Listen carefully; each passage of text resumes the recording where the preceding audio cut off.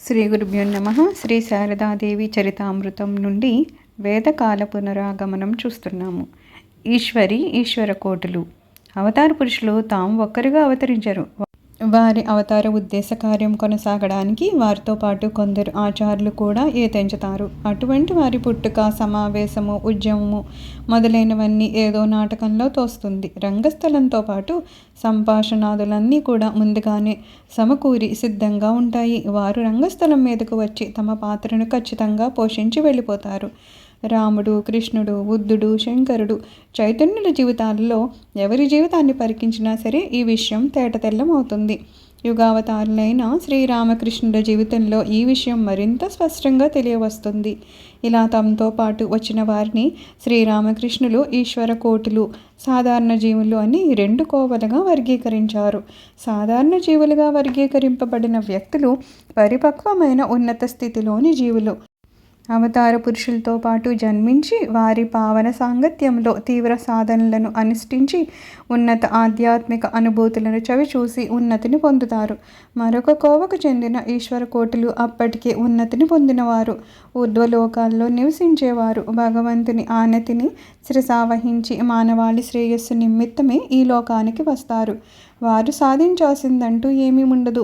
వారి త్యాగము, తపస్సు, పారమార్థిక సాధనలు మొదలైనవన్నీ మానవాళి శ్రేయస్సు కోసమే. అది చూసి మనుషులు తమ జీవితాలను కూడా ఉన్నతంగా మలుచుకోవడానికి వీరిని గురించి శ్రీరాముని కృష్ణులు ఇలా చెప్పేవారు. సామాన్యంగా పువ్వు పూచిన తరువాతే పిందె వేస్తుంది. కానీ గుమ్మడి, బూడిద కుమ్మడి లాంటి తీగలు ఎందుకు విరుద్ధంగా ఉంటాయి? వీటికి మొదట పిందె, తరువాతనే పువ్వు. ఈశ్వర కోటులు కూడా ఇలాంటి వారే. పొందవలసింది ముందుగా పొందుతారు, ఆ తరువాతే ఆధ్యాత్మిక సాధనలు అనుష్ఠిస్తారు.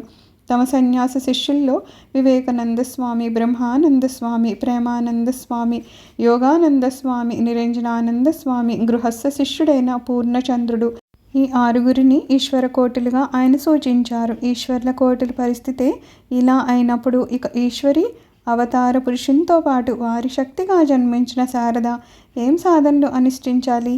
కానీ మానవ దేహం దాల్చి జన్మించినప్పుడు కించిత్తు అజ్ఞానం ఉండడం సహజమే కదా. రాముడు సాక్షాత్తు భగవంతుడు అయినా సరే మానవుడిగా జన్మించినప్పుడు ఆయన విలపించడాన్ని సూచిస్తూ పంచభూతాల వల్ల చిక్కుబడి బ్రహ్మమే విలపిస్తున్నది అనేవారు శ్రీరామకృష్ణులు. ఇక్కడ శారదది కూడా అదే స్థితి. తానెవరు, ఇక్కడికి వచ్చింది ఎందుకు అనే సంగతిని ఆమె మర్చిపోయింది. అది జ్ఞాపకం చేయడము శ్రీరామకృష్ణుల కర్తవ్యమయ్యింది. మొదటి సమావేశంలోనే శ్రీరామకృష్ణులు శారదకు ఉన్నత జీవిత ఔన్నత్యాన్ని చక్కగా వివరించి ఒక బిడ్డ కోసం ఆశించకుండా లోకమాతగా విరాజిల్లే సమున్నతమైన స్థితిని విడమర్చి చెప్పి ఆ ఆదర్శాన్ని ఆమెలో పాదుకునేలా చేయడం మనం చూసాము. ఆమె ఆ భావంలోనే మగ్నమై ఉండడము, నేను మిమ్మల్ని సంసారంలోకి దింపడానికి రాలేదు అన్న ఆమె జవాబు నుండి మనం గ్రహించవచ్చును. తర్వాతి ప్రాతిపదికకు ఆమె సిద్ధంగా ఉండడం గుర్తించి శ్రీరామకృష్ణులు ఆమెను తమ గదిలోనే ఉండమని, తమ ఉన్నత ఆధ్యాత్మిక స్థితులను ప్రత్యక్షంగా దర్శించేలా చేశారు. ఆ స్థితులను తాను కూడా పొందాలనే అభిలాష ఆమెలో జనించినప్పుడు అందుకు ఆమెను అర్హురాలిగా చేయడానికి, అంటే ఆమె స్వస్వరూపాన్ని గుర్తు చేయగోరారు. అందుకు సందర్భం కోసమని ఎదురు చూడసాగారు. అటువంటి సదవకాశంగా షోడశీ పూజ వచ్చింది. ఈ సందర్భంలో మనలో సహజంగా కలిగే రెండు సంశయాలను ఒకంత పరికించి షోడశీ పూజ అనే చారిత్రాత్మకమైన విశేష సంఘటనల్ని చూద్దాము. మొదటి సంశయము, సాక్షాత్తు జగన్మాత శారదగా అవతరించి ఉంటే ఆమె జీవితము మనబోటి సామాన్యులకు ఎలా ఆదర్శప్రాయమై ఉండగలుగుతుంది? మనము ఆమెను ఆరాధించవచ్చు. ఆమె ఆచరించినవన్నీ మనం ఆచరించగలమా? లేదు. ఆమె ఆచరించినవన్నీ మనం ఆచరించలేమనడము కంటే ఆచరించాల్సిన అవసరం లేదనడమే సముచితము. ఆచరించనక్కరలేదనడం సముచితము. ఆమెది ఆదర్శమయ జీవితము. దాన్ని పూర్తి విస్తృతిని మనిషి తన స్వల్ప బుద్ధితో అవగతం చేసుకోవడం సాధ్యమా అన్నదే ప్రశ్నార్థకమైనప్పుడు ఆమె గడిపినటువంటి జీవితాన్ని మనం ఎలా గడపగలము? ఆమెను ఆదర్శంగా తీర్చుకోవాలని మాత్రమే మనం ఇక్కడ జ్ఞాపకం ఉంచుకోవాలి. మనబోటి మానవ మాతృలైన తల్లిదండ్రులకు కుమార్తెగా జన్మించిన శారదాదేవి జీవితంలో 3 దశలను మనం చూడవచ్చు. దేవి, గురువు, తల్లి. ఆమె లోకానికి జగజ్జన్ని అయ్యింది, జగద్గురువు అయ్యింది, మాత అయ్యింది. మన చిన్న పరిధిలో మన ఇంటికి పెద్దగా, మార్గదర్శిగా, తల్లిగా ఈ పదాల నిజమైన అర్థంలో ఉండడానికి ప్రయత్నించవచ్చు కదా. అందుకు ఆమె జీవితం దోహదపడవచ్చు కదా. శ్రీరామకృష్ణులు కూడా ఈ విషయంగా నేను 16 పూర్తి రూపాయి అంటే అన్నింటినీ సమగ్రంగా ఆచరించాను, మీరు దానిలో ఒక్క అణాకైనా ప్రయత్నించవచ్చు కదా అనడం కద్దు. శారదాదేవి జీవితము మనకు ఆదర్శప్రాయమని ఈ దృష్ట్యా గ్రహించాలి. రెండవ సంశయము సత్సంతానోత్పత్తి వైవాహిక జీవిత కర్తవ్యాలలో ఒకటిగా పేర్కొని ఉన్నాము. ఈ కర్తవ్యము శారదాదేవి జీవితంలో నిర్వహింపబడలేదు కదా.